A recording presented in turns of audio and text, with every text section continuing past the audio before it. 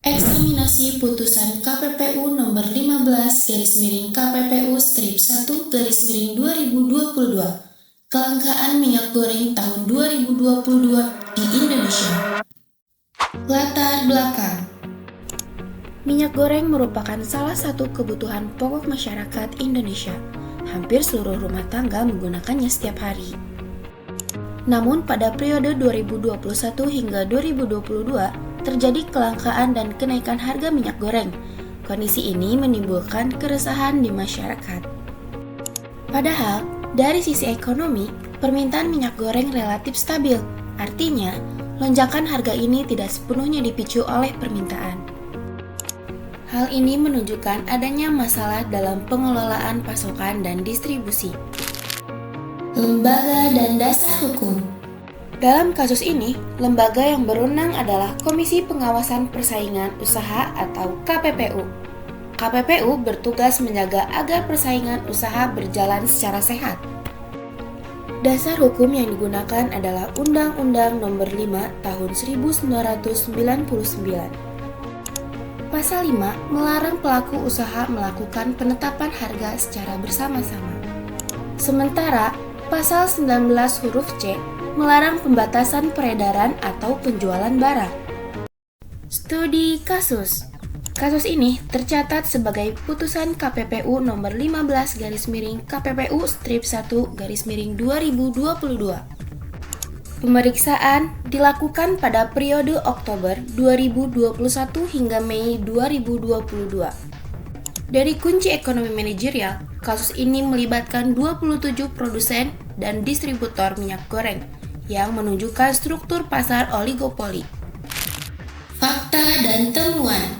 KPPU menemukan bahwa produksi minyak goreng secara nasional tetap berjalan, namun distribusinya tidak merata di pasar.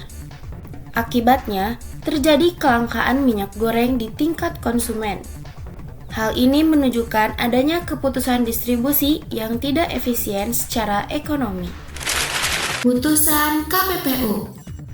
Putusan KPPU ini ditetapkan pada tanggal 26 Mei 2023.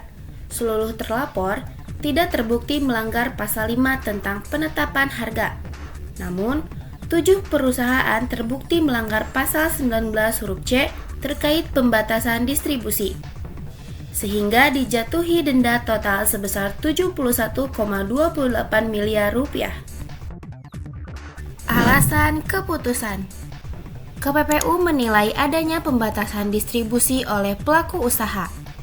Pembatasan ini menyebabkan kelangkaan di pasar. Kelangkaan tersebut kemudian berdampak pada kenaikan harga. Namun, penetapan harga secara kolektif tidak terbukti. Alat bukti.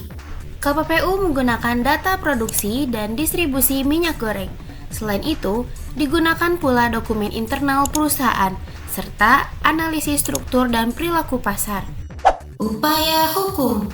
Beberapa terlapor mengajukan keberatan ke Pengadilan Niaga Jakarta Pusat.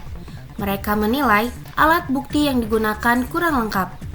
Selain itu, penilaian pangsa pasar juga dipersoalkan, dan kelangkaan dikaitkan dengan faktor panic buying.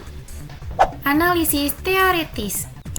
Kasus ini berkaitan dengan struktur pasar oligopoli, di mana keputusan satu perusahaan dapat mempengaruhi pasar, dan KPPU menerapkan pendekatan rule of reason. Implikasi. Pembatasan distribusi menyebabkan inflasi harga. Hal ini menurunkan daya beli masyarakat, sehingga menjadi pelajaran penting dalam pengambilan keputusan manajerial. Kesimpulannya, kasus ini menunjukkan bahwa distribusi merupakan faktor kunci, meskipun penetapan harga tidak terbukti. Keputusan bisnis harus tetap efisien dan sesuai dengan regulasi.